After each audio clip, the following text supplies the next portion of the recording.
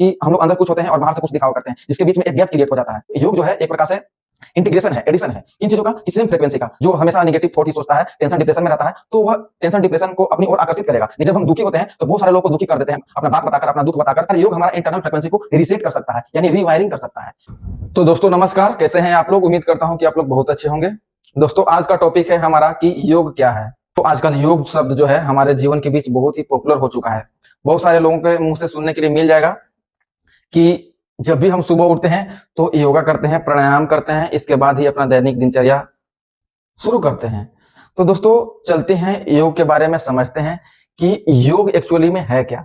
तो दोस्तों योग का मतलब हम लोग आजकल यही समझते हैं कि शरीर को भिन्न भिन्न तरीके से मोड़ना, स्ट्रेचिंग करना और तरह तरह का आसन करना, मुद्राएं करना, जैसे कि शीर्षासन हो गया, वज्रासन हो गया, ताड़ासन हो गया, मयूरासन हो गया, वगैरह वगैरह बहुत सारे आसन हो गए। तो योग का मतलब सिर्फ आसन करना, मुद्राएं करना या फिर शरीर को स्ट्रेचिंग करना ही नहीं है। तो दोस्तों योग अपने आप में बहुत ही ब्रॉड अर्थ रखता है, जिसे आज हम समझने का प्रयास करेंगे। तो दोस्तों सबसे पहले समझते हैं कि योग जो बना है, युज धातु से बना है संस्कृत का, जिसका मतलब होता है जुड़ना, यानी टू यूनाइट, मतलब एडिशन, इंटीग्रेशन। तो दोस्तों जब हम इंटीग्रेशन एडिशन बताते हैं योग का मतलब, तो आप लोग का जहन में एक सवाल उठेगा कि किन चीजों का एडिशन, किन चीजों का इंटीग्रेशन। तो दोस्तों बता देते हैं कि हमारा शरीर, मन और अंतर आत्मा का एडिशन ही योग कहलाता है। हमारा शरीर, मन और अंतर आत्मा का जुड़ जाना ही योग कहलाता है। तो योग का सीधा और सरल मतलब यही होता है। चलते हैं इसे विस्तार रूप से और उदाहरण से समझते हैं, स्पष्ट करते हैं डे टू डे प्रैक्टिकल उदाहरण से कि योग कैसे काम करता है और योग होता क्या है। जहां योग की बात हो वहां पर ऐसा हो ही नहीं सकता कि महर्षि पतंजलि का जिक्र न किया जाए। तो दोस्तों महर्षि पतंजलि के अनुसार योग जो है योगश्चित वृत्त निरोध है।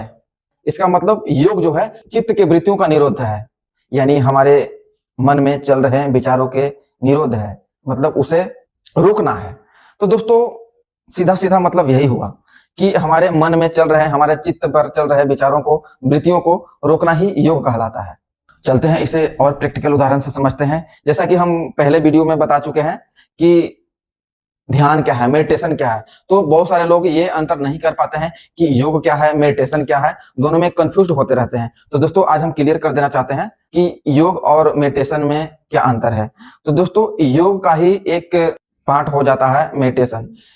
जैसे कि महर्षि पतंजलि योग का अष्टांगिक मार्ग दिए हैं, उसमें 7वां नंबर पर ध्यान आता है, यानी मेडिटेशन आता है। इसका मतलब हुआ कि योग एक प्रकार से वृक्ष है, तो मेडिटेशन एक प्रकार से महत्वपूर्ण शाखा है योग का। तो दोस्तों आप लोग के मन में एक सवाल जरूर आना चाहिए कि जब हम अपने विचारों को रोक देते हैं, वैसे विचार रुकता नहीं है रोकने से। इसके लिए अष्टांगिक योग में ही महर्षि पतंजलि एक मार्ग दी है अवेयरनेस का। जब हम अवेयर रहते हैं अपने विचारों के प्रति, अपने सेंसेशन के प्रति, तो विचार ऑटोमेटिक रुक जाता है। अगर इसे हम लोग रोकने का प्रयास करेंगे तो और बढ़ते जाएगा। आप लोग प्रैक्टिकल जीवन में इसका अप्लाई करके देखिएगा कि जब भी हम विचार को रोकने की कोशिश करते हैं, उतना ही विचार बढ़ते जाता है, बढ़ते जाता है, शांत नहीं होता है। तो जब भी हम अवेयर रहते हैं तो हमारा विचार जो है अलग हो जाता है और हमारा मन जो है अलग हो जाता है। तो यहाँ पर विचार लगभग लगभग रुक जाता है, या फिर रुक जाता है 1 मिनट के लिए, या फिर 2 मिनट के लिए, 3 मिनट के लिए। ऐसे करते करते प्रैक्टिस होते जाता है विचारों का रुकने का। तो दोस्तों आप लोग समझ गए होंगे कि योग और मेडिटेशन में क्या अंतर है। अब चलते हैं दोस्तों कि जब हम लोग का चित्त वृत्ति जो है, मन पर चल रहे विचार रुक जाएंगे तो उसके बाद क्या होगा। तो दोस्तों हमारा चित्त का स्थिति बहुत शांत हो जाएगा और हम नेचुरल फ्रीक्वेंसी में आ जाएंगे। जैसे कि हम आजकल क्या होते हैं कि बहुत सारे भाग दौड़ के जीवन में मेंटली प्रेशर होता है, हम लोग को बहुत सारा विचार चलते रहता है, बहुत सारे लोगों को दबाव में होते हैं, सिचुएशन के दबाव में होते हैं, तो हम लोग नेचुरल फ्रीक्वेंसी में नहीं रह पाते हैं, जिसके कारण से हमारा निर्णय जो है 100% सटीक नहीं हो पाता है। भगवान श्री कृष्ण जो है हमेशा नेचुरल फ्रीक्वेंसी में रहते थे, इसीलिए उनसे हमेशा कोई भी काम गलती होता ही नहीं था, हमेशा हर काम सही ही होता था उनसे।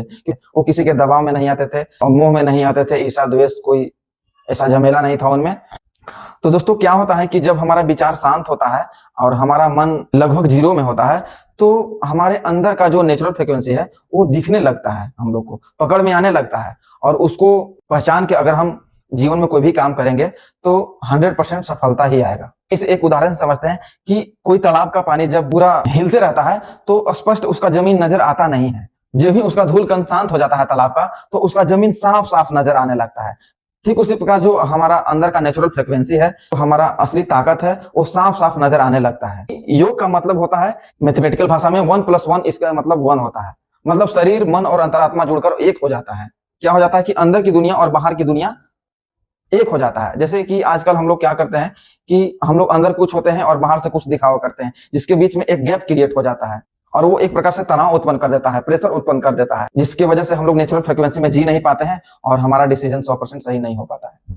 तो योग का प्रैक्टिस करने से हम लोग को ये भी होता है कि हम लोग अंदर से और बाहर से एक जैसा हो जाते हैं। हम लोग एक्टिंग नहीं करते हैं अपना लाइफ में, जरूरत ही नहीं पड़ता है। तो चलते हैं इसे फिजिक्स की भाषा में समझते हैं योग को, कि फिजिक्स में एक नियम है लॉ ऑफ रेजोनेंस, जो सेम फ्रीक्वेंसी को जोड़कर एक मजबूत फ्रीक्वेंसी का निर्माण करता है, हायर एम्पलीट्यूड का फ्रीक्वेंसी का निर्माण करता है। तो दोस्तों योग जो है एक प्रकार से इंटीग्रेशन है, एडिशन है। किन चीजों का? कि सेम फ्रीक्वेंसी का, जो हमारा फ्रीक्वेंसी है, जो यूनिवर्स का फ्रीक्वेंसी है, चेतना है, वो जब मिल जाता है तो एक स्ट्रॉन्ग फ्रीक्वेंसी बनाता है, जिससे हमें अपने आप के बारे में पता चलता है, अपने अंतरात्मा के बारे में पता चलता है। तो इसे एक प्रैक्टिकल उदाहरण समझते हैं कि जब हमें रेडियो पर कुछ संगीत सुनना होता है, मान लिया कि 98.1 पर एफएम पर कोई गाना दे रहा है, तो हम लोग रेडियो का फ्रीक्वेंसी 98.1 सेट करते हैं। ये नहीं कि 98.1 का फ्रीक्वेंसी का गाना सुनने के लिए हम लोग 98.3 का फ्रीक्वेंसी सेटअप करते हैं। ऐसा करेंगे तो सुन नहीं पाएंगे। तो हमारा यूनिवर्स का फ्रीक्वेंसी और हमारा फ्रीक्वेंसी मैच कर जाता है। जब हम योग करते हैं तो हमें अपने आप के बारे में जानने का मौका मिलता है और यूनिवर्स के बारे में जानने का मौका मिल जाता है। तो इसे एक और प्रैक्टिकल उदाहरण से समझते हैं कि दुनिया के सारा चीज, जितना भी चीज है, वो अंत में फ्रीक्वेंसी है, वाइब्रेशन ही वाइब्रेशन है।